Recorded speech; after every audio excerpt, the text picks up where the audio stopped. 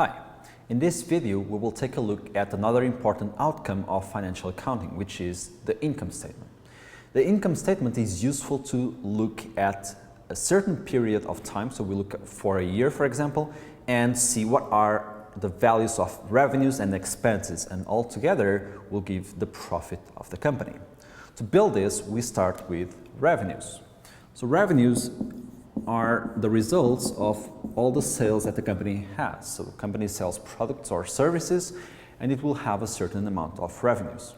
Then we have to subtract costs, and we start by subtracting costs of goods sold. These costs are major costs that the company usually has. So if it sells clothes, it will have the cost that incurred when they bought these clothes. These two things together give you the first indicator of profit, which is the gross profit. This is the first line of profit that you may find in an income statement. Once you have this, you will subtract other costs, which can be selling and general administrative costs or any other operating costs. So all the other costs that you may have in a company will be included here. Things like the rent of the offices, the wages of the employees, the electricity that you pay will be included here. This here, once you take into account this, you will get EBITDA, which is another important profit indicator. It is the earnings before interest, taxes, depreciation, and amortization. This is one important profit indicator. Once you have this, you can subtract depreciation and amortization. This here is an accounting expense. It is the loss in value that you have in assets. Once you subtract this, you have operating profit, which is earnings before interest and taxes, EBIT.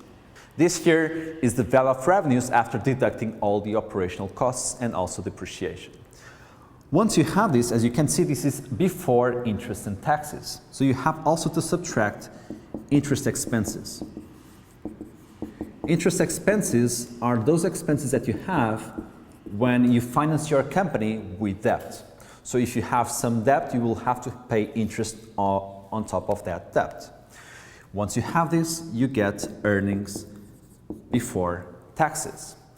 Now that you have the earnings before taxes, you will subtract the tax payment. So there will be some income taxes. Every time a company that generates profit, it has to pay taxes to the government. And these are the corporate taxes, income taxes. And finally, once we have all this, we get the net income or earnings or net profit, which is the bottom line of the income statement and probably the most relevant value that we have on this financial statement. This is why we build this income statement. Once we get all this, we know what profit the company was able to generate and also the key drivers behind this profit calculation.